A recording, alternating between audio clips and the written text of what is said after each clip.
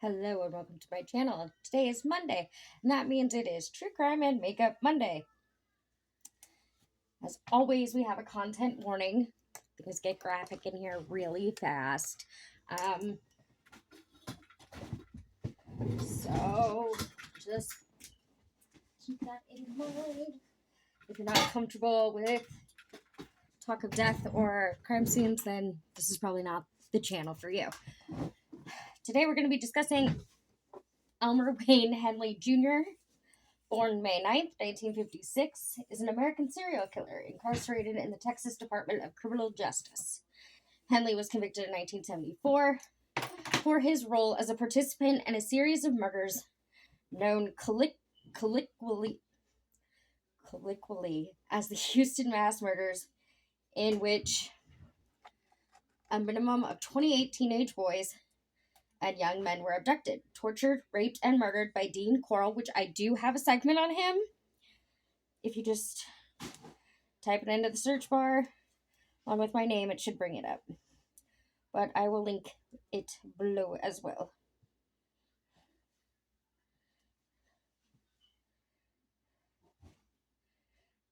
Henley and David Owen Brooks, Corll's other teenage accomplice, together and individually lured many of the victims to Corll's home.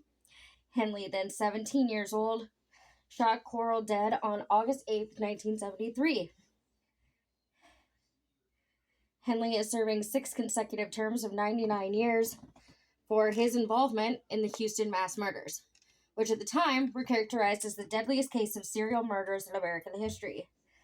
As a result of Henley killing Corll and Brooks, dying in prison in 2020 from COVID-19, Henley is the only one of the trio still alive. Henley was born May 9, 1956, in Houston, Texas, the eldest of 4 sons born to Elmer Wayne Henley Sr. and Mary Pauline Henley. His father was an alcoholic who physically assaulted his wife and sons, and despite the abuse, Mary Henley tried to ensure that her children received a good education and stayed out of trouble. The couple divorced in 1970 when Henley was 14. Henley's mother, who worked as a cashier at a parking lot, retained custody of her 4 sons. Initially, Henley was an excellent student at school, but after his parents' divorce, he took a series of menial part-time jobs to help his mother with household finances, and his grades dropped sharply. At the age of 15, Henley dropped out of high school. He would later develop a minor criminal record, being arrested for assault with a deadly weapon in 1971 and burglary 1 year later. Prior to his leaving high school, Henley became acquainted with a youth 1 year his senior named David Brooks. The two became friends and often played truant together.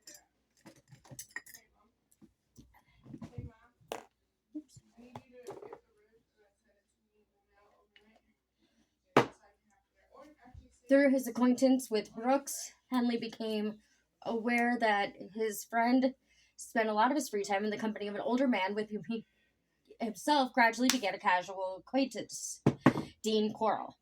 Initially, Henley was oblivious to the true extent of Corll's and Brooks' relationship. He later stated that he admired Corll because he worked hard. He also suspected that Corll was homosexual and concluded that Brooks was hustling himself a queer. Nonetheless, in late 1971, Henley also began spending time in Corll's company. Corll told Henry that he was involved in organized theft, and he, Brooks, and Henley burgled several addresses for which Henley was paid small sums of money. On one occasion, in an apparent test of character, Corll asked Henley if he would be willing to kill if required, to which Henley replied, yes.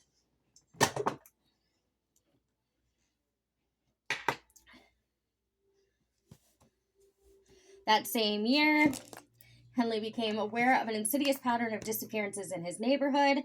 Since the previous December, a minimum of 8 boys ages 13 to 17, not 3. I had to double look at that because I was like, wait a minute. I thought these were teenagers. My bad, sorry. Had disappeared from Houston Heights. Henley was friends with two of the youths, David Hillegeist and Gregory Malley-Winkle, who had disappeared on May 29th, 1971, on their way to a local swimming pool.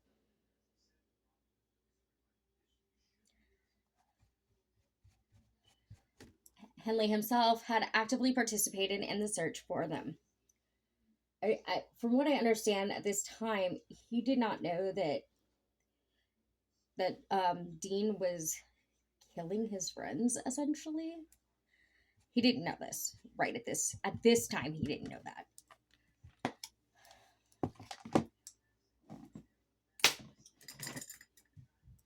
In the winter of 1971, when he was 15, Wayne Henley was again taken by David Brooks to meet Coral. And his confession, given almost 2 years later, Henley told detectives,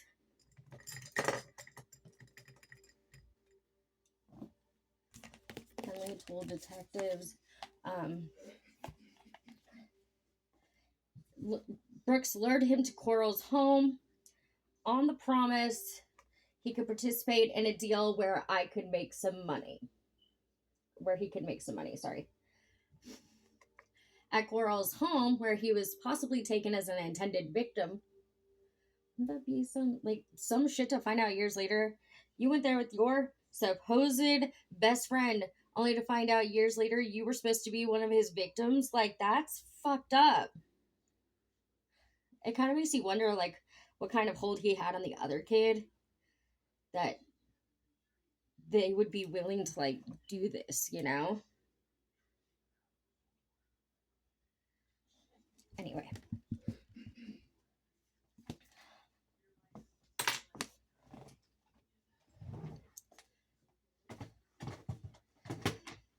At Coral's, the youth was told by Coral that he belonged to an organization based in Dallas, which recruited young boys for a child sex slavery ring. Henley was offered the same fee as Brooks, $200 for any boy whom he could bring to Coral. Henley later told police that he ignored Coral's offer for several months. However, in early 1972, he decided he would help find a boy for Coral as he was in dire financial circumstances. At Coral's home, Coral and Henley devised a rule in which they would lure a youth to Coral's home, and Henley would then cuff his hands behind his back, release himself, then con the victim into placing the handcuffs upon himself. You know what this sounds like? This sounds like the start of Jeffrey Dahmer's murder career, does it not? I mean, I think it does. I don't know why my ring light is not giving any light.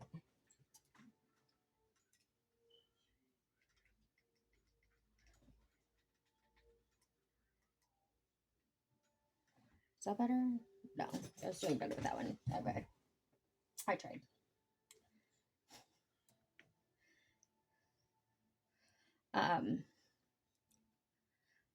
The pair then drove around Houston Heights, and at the corner of 11th and Studewood, Henley persuaded a youth to enter Coral's Plymouth GTX. Henley lured the victim to Coral Schuler Street apartment on the promise of smoking some marijuana. At Coral's address, Henley helped con the teenager into donning the handcuffs, then watched Coral pounce on the youth, tie his feet, and place tape over his mouth. Henley then left the youth alone with Coral, believing he was to be sold into the sex slavery ring. The next day, Coral paid Henley $200. The identity of his first victim, in whose abduction Henley assisted, remains unknown. So that means that he can't or would not basically tell them who this person was. I don't know if maybe he just picked up the kid off the street type situation, and that's why he doesn't know who he is, or if it's a bargaining chip to keep him alive instead of be executed. I don't know. I could not find any reason that he ever gave for not saying the name or if he didn't know the name. So I this is one that I can't answer for you. I don't know why he didn't give the name.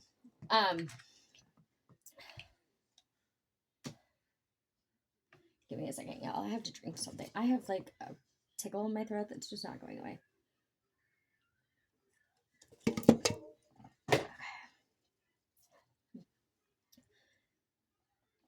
On March 24th, Henley, in the company of Coral and Brooks, persuaded an 18-year-old friend of his named Frank Aguirre to accompany him to Coral's home on the promise of smoking marijuana with the trio.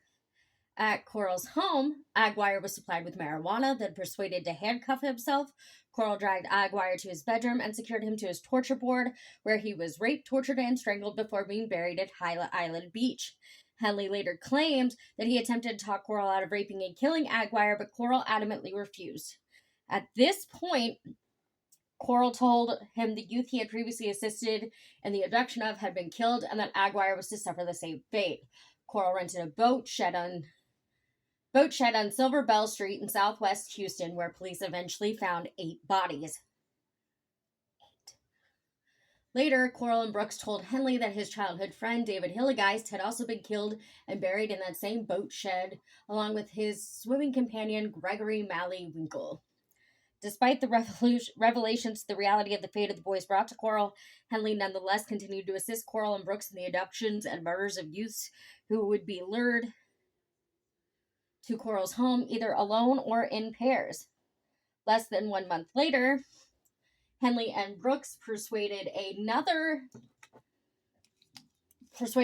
friend of theirs, 17-year-old Mark Scott, to attend a party at Coral's home. As he had been the case with Frank Aguirre, Scott was raped, tortured, strangled, and buried at High Island Beach before another 2 Heights youths, Billy Jean Bollock Jr. and Johnny Ray DeLome, were also murdered and buried at High Island on May 21st. He was moving quick. He was not wasting time between kills. He was on a spree, and I mean, how could you not be when your identity isn't out there because you're not the one actually doing the kidnapping? These kids are wandering off with their friends and just not coming home. So, like, if you're not on the radar because nobody knows you're involved, why would you not be, like, arrogant and just kill as many as you can? Not saying that that's what anybody should do. Please don't take this as, like, advice. But I'm just saying, like, if you're not on the radar, the serial killer's going to keep killing. And most of the time, even if they are on the radar, they can't help it. It's a compulsion. So they're still going to keep killing. Don't worry, we're going to get rid of the blue. Coral moved to an address at Westcott Towers in June of 1972, and within 1 month, a 17-year-old youth named Stephen Sickman had been murdered. On October 3rd, Henley assisted Coral in the abduction and murder of 2 Heights boys named Wally Simenow and Richard Hembry. David Brooks later stated Hembry was accidentally shot in the mouth by Henley, who, according to Brooks' confession, just came in the room where the 2 boys were bound, waving the .22, and accidentally shot one of the boys in the jaw. The 2 boys were killed by strangulation later the same day. Both were later buried in the same shed sometime in the following month. An 18-year-old named Willard Carmen Branch Jr.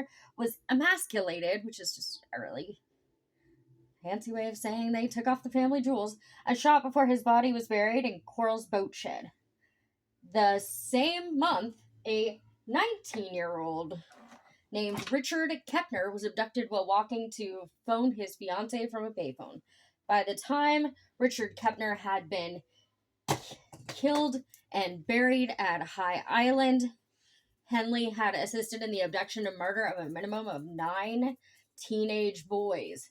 On February 1st, 1973, Coral abducted and killed a 17-year-old youth named Joseph Lyles.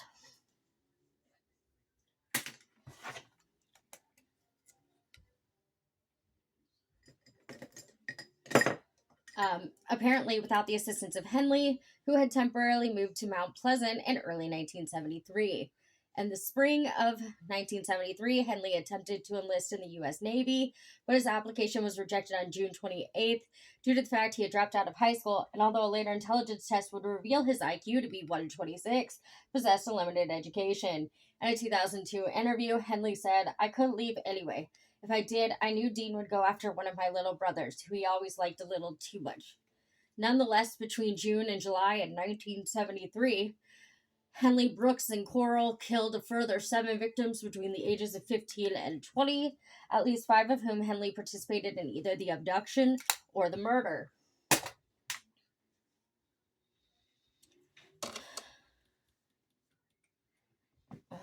didn't mean to do that. Okay. On June 4th, let me do eyeliner real quick.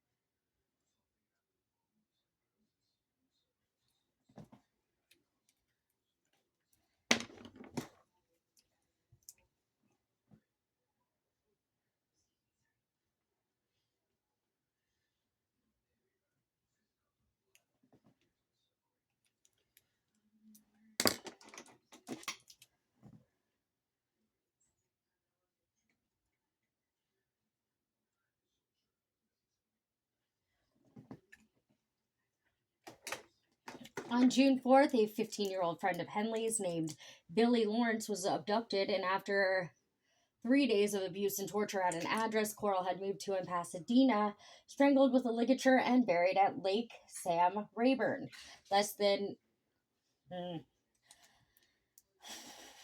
Less than 2 weeks later, a 20-year-old hitchhiker named Raymond Blackburn was likewise strangled and buried at Lake Sam Rayburn before a 15-year-old South Houston youth named Homer Garcia was shot and buried at the same location after his July 7th abduction. 2 additional youths, John Sellers and Michael Bullock, were killed on July 12th and 19th. 15-year-old Michael Bullock was the younger brother of Billie Jean Bullock Jr., who was murdered the previous spring.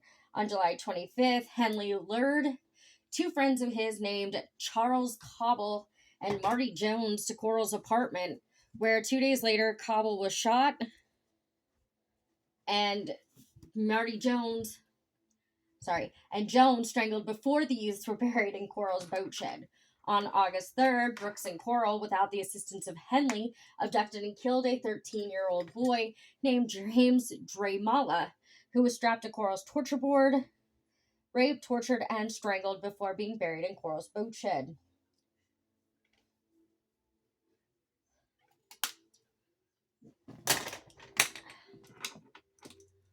On August 8th, 1973, Henley brought a further potential victim, 19-year-old Timothy Curley, to Coral's house upon the promise of a party. Before Coral was able to manacle Curley to his torture board, the pair left Coral's home to purchase sandwiches. Henley and Curley later returned to Coral's home in the company of a 15-year-old girl named Rhonda Williams. Coral was furious that a girl had been brought to his house, telling Henley in private he had ruined everything. Externally, however, Coral remained calm. He waited until Henley and the other 2 teenagers fell asleep from a night of drinking and smoking marijuana before binding and gagging them. Henley woke to find Coral placing handcuffs upon his wrists. Curley and Williams had each been bound and dragged and lay alongside Henley on the floor. Coral then dragged Henley by his cuffed hands into his kitchen and placed a .22 caliber pistol against his stomach, threatening to shoot him. Henley pleaded for his life, promising to participate in the torture and murder of the other youths if Coral released him. Coral agreed and untied Henley, then carried Curley and Williams into his bedroom and tied them to opposite sides of his plywood torture board, Curley on his stomach, Williams on her back. Henley was handed a long hunting knife by Coral, who ordered him to cut away Williams' clothes, insisting that he would rape and kill the youth as Henley would do likewise to Rhonda Williams. Henley began cutting away the girl's clothes as Coral placed the pistol upon a table, undressed, and climbed on top of Curly. As Coral began to assault and torture Tim Curly, Henley began to cut away Williams' clothes with the knife Coral had handed him. As he did so, Williams lifted her head and asked Henley, "Is this for real?" Henley replied in the affirmative, and Williams then asked Henley whether he intended to do anything about it.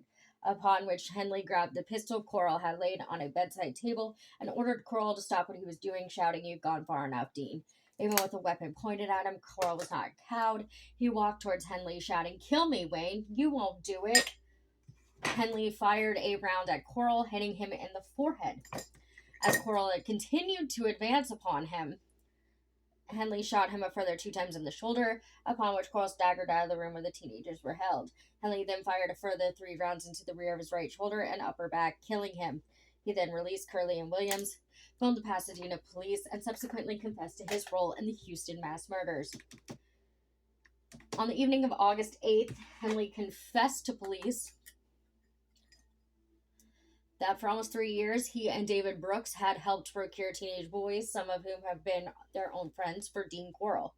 Henley unequivocally stated that since the winter of 1971, he had actively participated in the abductions and later the murders of the victims. He stated that Brooks had also been an active accomplice, albeit for a longer period of time than he.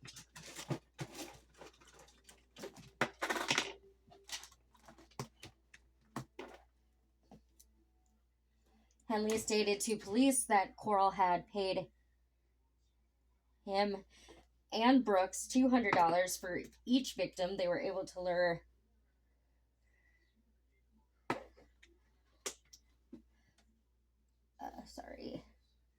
They were able to lure into his They were able to lure to his apartment. I knew I read that right. And informed police that Coral had buried most of his victims in a boat shed in southwest Houston and others at Lake Sam Rayburn and High Island Beach. He agreed to accompany police to each of the burial sites to assist in the recovery of the victims. And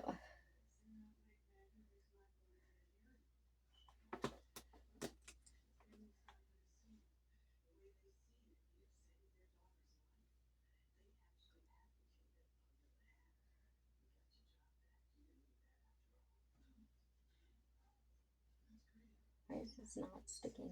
There we go.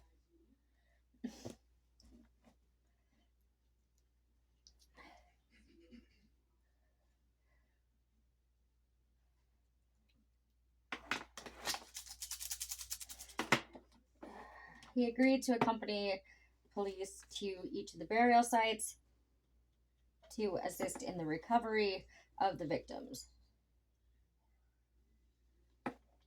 And one of the more dramatic moments in Houston television history.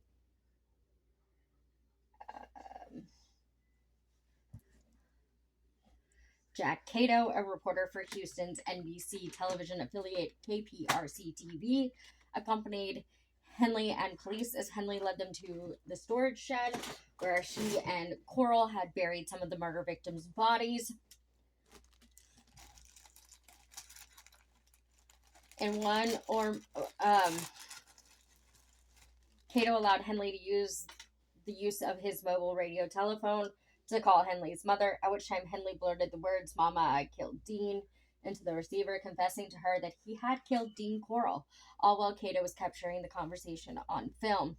The footage played several times on KPRC's TV's local news and was picked for nationwide broadcast by NBC Nightly News that evening. Between August 8th and 13th, 1973, a total of 27 boys between the ages of 13 and 20 were found buried at the 3 locations Henley and later Brooks had stated they and Coral had buried the victims, with an additional victim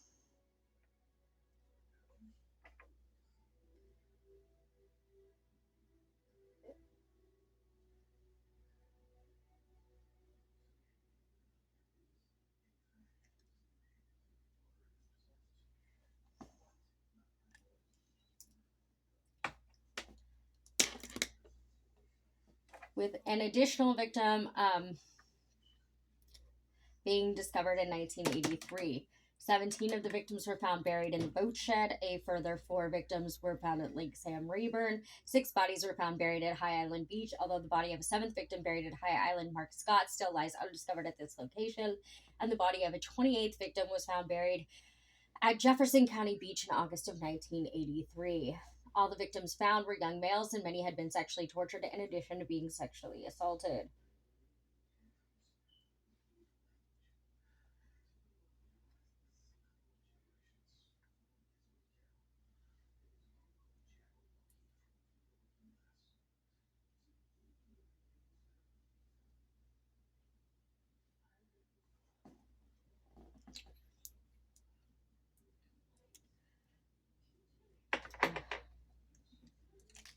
All the victims,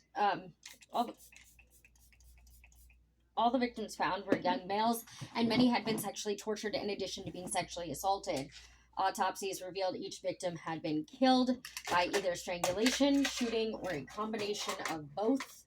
At Henley's trial in 1974, one of the 6 bodies found buried at High Island, that of 17-year-old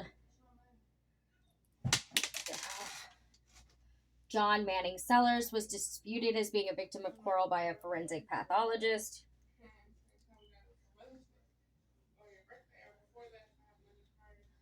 Who examined his remains. The youth who vanished on July 12, 1973, had died of 4 gunshot wounds fired from a rifle, whereas each other victim of the Houston mass murders had either been strangled or killed with a .22 caliber pistol Henley had used to kill Dean Corll. However, Henley and Brooks had led police to Sellers' body on August 13th, 1973, and the youth's body was found bound hand and foot and buried in a manner similar to Corll's other known victims. On August 13th, 1973, a grand jury convened in Harris County to hear evidence against Henley and Brooks. The jury heard evidence from both Rhonda Williams and Tim Curley, who each testified to the events of August 7th and 8th, leading to the shooting of Dean Corll, plus the testimony from various police officers who recited and discussed the written statements each youth had made and describing how both Brooks and Henley had led them to each of the burial sites. The assembled jury also heard the testimony of a youth named Billy Redinger, who had been abducted by Corll, Henley, and Brooks in 1972, and who testified as to his torture and abuse at the hands of the trio. After listening to the evidence presented, the jury initially indicted Henley on 3 counts of murder and Brooks on 1 count. Bail was set at $100,000. Henley was not charged with the death of Dean Corll, which was ruled self-defense. On October 8th, Henley and Brooks were brought to court to face a formal arraignment. Henley was charged with 6 counts of murder and Brooks with 4 counts. Both youths pleaded not guilty to the charges against them. Henley was brought to trial in July of 1974, charged with the murders of 6 teenage boys whom he himself had lured to Corll's apartment between 1972 and July of 1973. Throughout his trial, Henley was represented by Will Gray and Edwin Peglow. On July 16, 1974, after hearing closing arguments from both prosecution and defense, the jury retired to consider their verdict. After 1 hour of deliberation, they reached their conclusion. Henley was found guilty and sentenced to 6 consecutive 99-year terms of imprisonment. On July 25th, Henley and his attorneys filed an appeal contending that Henley had been denied an evidentiary hearing, that the jury had not been sequestered, that a motion to move the initial trial away from San Antonio had also been denied, and that the presence of news media in the courtroom had also prejudiced his trial. Henley's conviction was overturned on appeal on December 20th, 1978. He was tried for a second time in June 1979 and was again convicted of 6 murders and again sentenced to 6 life terms, although to run concurrently rather than consecutively. Elmer Wayne Henley first became eligible for parole on July 8, 1980. On this occasion and each successive parole hearing to date, he has been denied parole. Henley's next eligible parole date is October 2025, when he will be 69 years old. Henley is incarcerated in the Stiles Unit in Jefferson County. David Brooks was tried for the June 1973 murder of Billy Ray Lawrence in February 1975. He was convicted and sentenced to life imprisonment on March 4th. Brooks died of COVID-19 complications in May of 2020.